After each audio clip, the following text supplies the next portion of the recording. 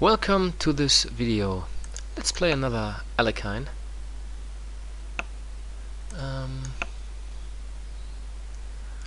So where it's Artef from Egypt. Let's just develop in normal fashion. D6, Bishop C4. Okay, let's keep the knight here on D5. What you can also do is play knight B6. This double pawn is no problem because sooner or later we'll exchange this pawn against e5. But I want to put a bit of pressure now on the dark squares with the bishop. So here we go. So the pawn on d4 is a bit under attack, and then knight c6 will follow,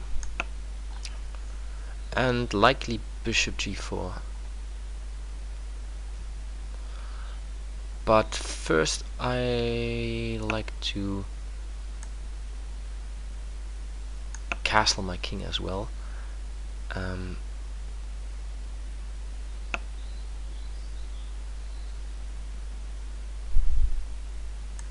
Yeah.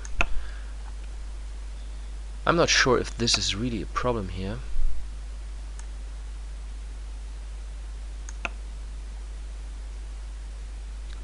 The rook is protected by the knight,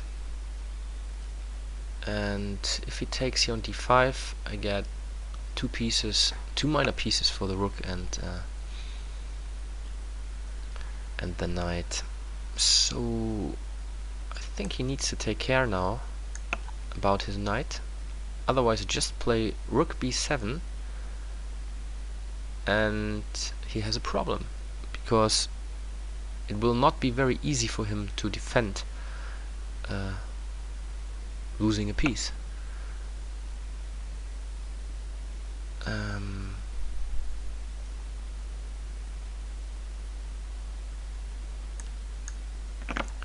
Now I threaten to take on b2.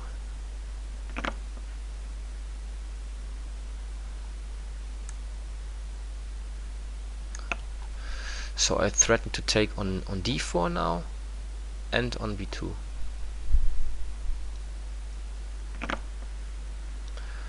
So what's best? I think I go for knight d4.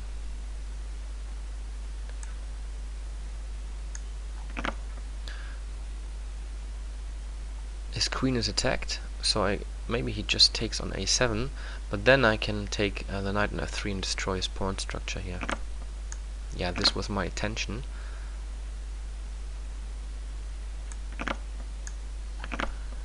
And the bishop on c6 would be quite strong. So I expect him now to play rook on d1,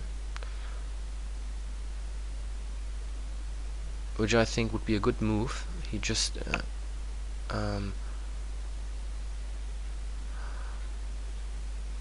okay. I think I don't care about this this pawn, do I?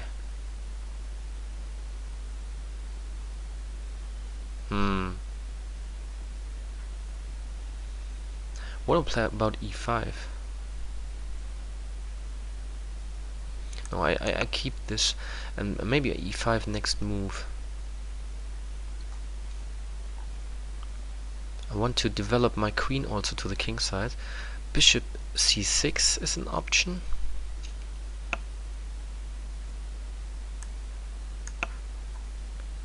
And then queen h4. So here you can see now the weaknesses around the king. They will play a very important role very soon. So it will be very difficult for white now to defend against the attack, in my opinion.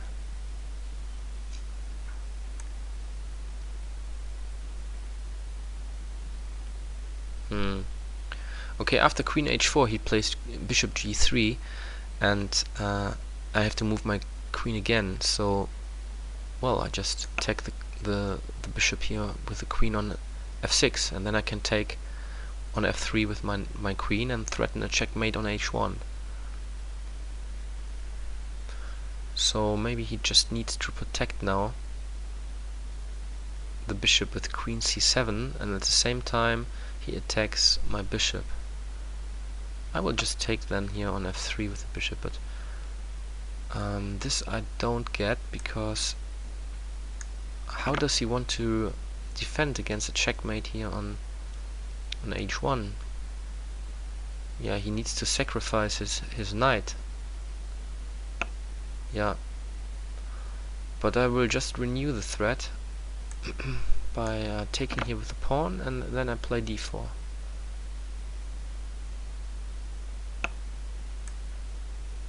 Yeah, here we go. So it's renewed, and he needs to sacrifice his queen now, and this is too much. I mean, the lost piece is already too much, but there's nothing he can do now. He needs to take. Yeah, but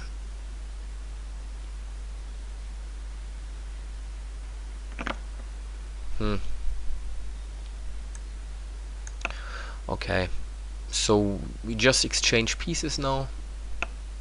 Yeah, he even helps us, so I don't have a problem with exchanging here. Yeah, I think he needs to take here anyway, because I have a lot of pressure on f2. Queen f3 is coming. He doesn't care. So now rook f2 and checkmate very, very soon.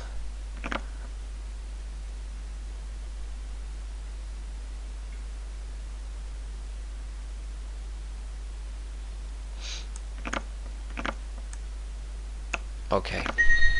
Yeah, and the problem in this game was that the position of the king was not safe after knight f3 was possible.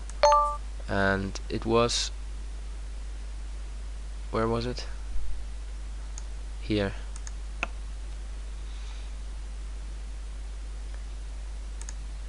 Yeah, he just allowed me to make this maneuver. He could have played queen d1, and maybe this would be a good alternative. However, I can also take here and play maybe bishop c6. No, it doesn't work, because the queen on f3 would attack the bishop, so he could just sacrifice a knight here on e7 with a check, and then take here the bishop on c6. Yeah, so whenever you have the chance to destroy the pawn structure in front of the enemy's king, is something you should go for, even though there are very few pieces on board. I mean, we exchanged already a lot of pawns and minor pieces, but it still had enough attacking power. So try to destroy the pawns in front of the enemy's king. Thanks for watching.